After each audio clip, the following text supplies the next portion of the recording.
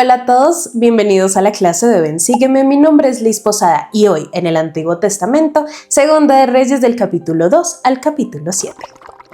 Bienvenidos una vez más a este espacio en donde tú y yo escudriñamos las Escrituras. En esta lección veremos al sucesor de Elías, probablemente el profeta más famoso del reino del norte de Israel, y ese es Eliseo. Hay un patrón muy interesante que los escritores y editores de las Escrituras dejan muy claro a lo largo de estos relatos, pues existe un tema que conecta ambas historias y es el poder de Dios manifestándose a través de sus profetas.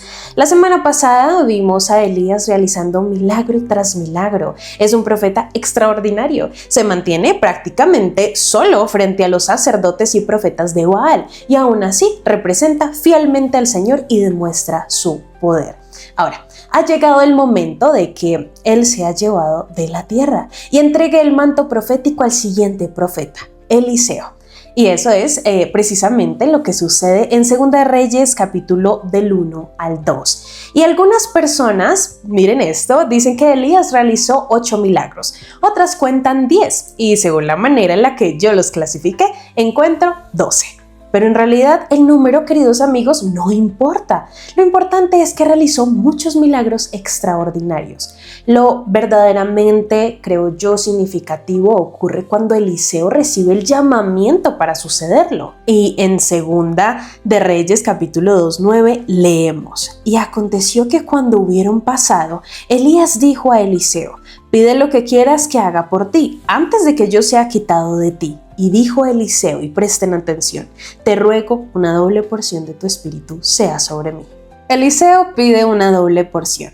Así que si algunos cuentan 8 milagros, otros 10 u otros 12, aplicando la misma lógica, encontrarás aproximadamente el doble en el ministerio de Eliseo. Y eso resulta muy interesante porque la lección de hoy estará llena de milagro tras milagro. Muchos de ellos anticipan milagros que Jesucristo realizará más adelante en el Nuevo Testamento y otros reflejan milagros que ya había hecho Elías. Estas son variaciones de un mismo patrón divino. Pero sí, creo yo que al terminar la lección, lo único que logramos es memorizar cuántos milagros hizo Elías y cuántos otros hizo Eliseo. Entonces habremos perdido el verdadero propósito de las Escrituras, porque las Escrituras y los profetas no existen simplemente para que contemos los milagros de otras personas. Estas escrituras y registros existen para que podamos reconocer la mano de Dios en sus vidas y aprender a verla en la nuestra. Quizás los milagros no ocurren exactamente de la misma manera en la que sucedía en la antigüedad, pero Dios sigue manifestando su bondad, su poder y su sabiduría y su gracia en nuestra vida diaria. Así que es realmente interesante que usemos la palabra ver, porque la palabra milagro en inglés está relacionada con la idea de mirar, miracle, contemplar y maravillarse. Dios desea que miremos y veamos su mano actuando. Piensa tal vez en el ejemplo de Moisés, cuando levantó esta serpiente de bronce en el desierto y al pueblo simplemente se le pidió mirar. El milagro estaba allí, pero solo quienes miraban podrían recibir la bendición. Y esta es una hermosa observación que nunca había pensado antes de estudiar estos capítulos. Incluso la palabra en español es mira, de miracle, que significa precisamente eso, mirar. Así que los profetas quieren dirigir nuestra atención hacia Dios. Los milagros de estas historias son espectaculares, pero no porque sean los únicos milagros que Dios realiza.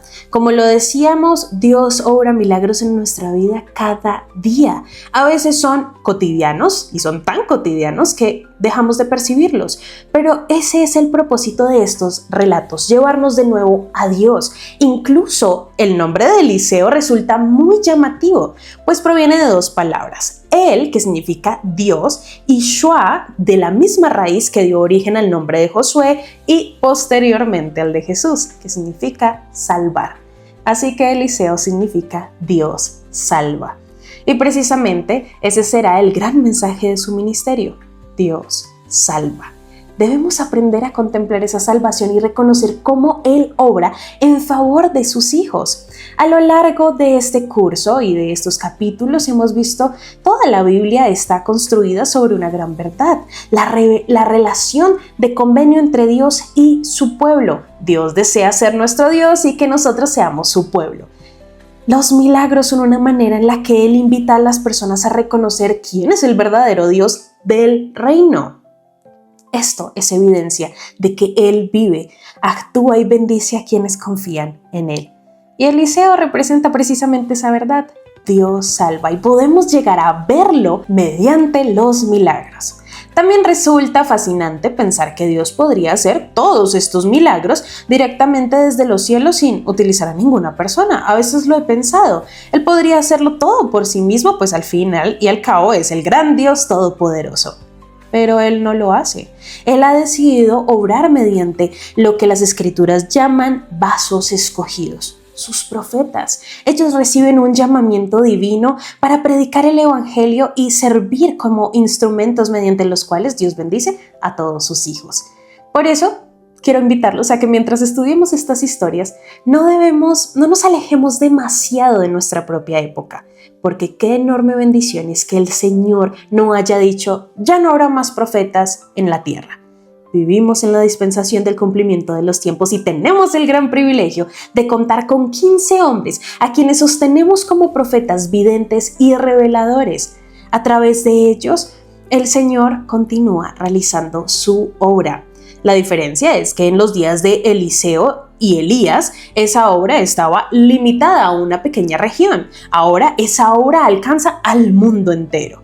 Qué privilegio es vivir en esta época. Y ojalá eso nos motive a tal vez continuar cantando con más gratitud. Te damos, Señor, nuestras gracias, que mandas de nuevo, profetas, venir con tu verdad. Ahora sí, después de este recordatorio, comencemos con las historias. Muy bien. En el capítulo 2 vemos el momento en el que Elías entrega el manto profético. Antes de partir, realiza lo que considero yo sus últimos 2 grandes milagros. Y en el versículo 8, Elías toma su manto, lo arrolla y lo golpea ante las aguas del río Jordán. El río se divide en 2 y tanto Elías como Eliseo cruzan por tierra seca. Después de ese milagro es cuando Eliseo hace su petición, lo que ya vimos, pues si yo voy a ser el próximo profeta, deseo recibir una doble porción de tu espíritu. En el antiguo Israel, el hijo primogénito recibía una doble herencia. ¿Recuerdan? Una parte era para sostener a su propia familia y la otra era para continuar el legado de su padre. Así que Eliseo aquí no está pidiendo una doble cantidad de poder personal para él. Él aquí lo que está haciendo es pedir que la herencia espiritual del ministerio profético y el privilegio de continuar guiando al pueblo hacia Dios y guardarles y ayudarles a reconocer que Él es quien salva. Probablemente Eliseo había visto la maldad tanto en Israel como en Judá y comprendía la enorme responsabilidad que estaba por recibir. Y tal vez entonces ahí es donde él piensa, bueno, si voy a cumplir esta misión, necesitaré aún más ayuda de Dios. Entonces Elías le responde y le dice qué cosa tan difícil me has pedido, ¿no? Y dice que si él logra verlo cuando sea llevado de la tierra, entonces recibirá aquello que ha pedido. Pero si no lo llega a ver, no habrá tal promesa. Finalmente vemos en el versículo 11 que aparece este famoso carro de fuego con caballos de fuego. Y Elías es llevado al cielo en un torbellino. Y el versículo 12 comienza con una frase muy importante. Al ver esto, Eliseo. Entonces, él clama.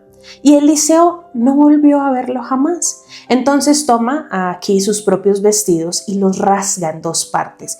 Ese era un símbolo de aflicción y de duelo. Piensen en esto. Eliseo acaba de perder a ese mentor, a ese amigo tan querido que había influido profundamente en su vida. Viviendo los tiempos que estamos viviendo, ¿cuántos de nosotros no hemos sentido algo parecido cuando perdemos a alguien que marca nuestra vida y ya no está en nuestro lado? En el antiguo Israel, rasgar las vestiduras era una señal de profundo dolor. Y también vemos este símbolo en el libro de Mormón cuando el capitán Moroni rasga sus vestidos al ver que los nefitas estaban perdiendo la guerra debido a la falta de fidelidad a Dios. Era una manera de expresar angustia y tristeza profunda. Así que aunque Elías fue trasladado y no murió, Eliseo fue prácticamente como perderlo por la muerte. Está viviendo ese momento de duelo del que estamos hablando. Ahora bien, Eliseo, después de haber visto todo esto, experimenta sentimientos encontrados. Al principio piensa, bueno, ahora estoy solo, pero inmediatamente recuerda que sí alcanzó a verlo y eso significa que la promesa se había cumplido. Entonces observa que el manto de Elías ha caído y el versículo 13 dice: alzó luego el manto de Elías que se había caído y regresó y se paró a la orilla del río Jordán. Después enrolló el manto, golpeó las aguas del río Jordán y ocurrió su primer milagro. Todos los hijos de los profetas estaban observando aquel momento y cuando vieron abrirse nuevamente el Jordán, comprendieron inmediatamente algo muy importante. Todavía había un profeta en Israel, tal y como se llama la clase de hoy.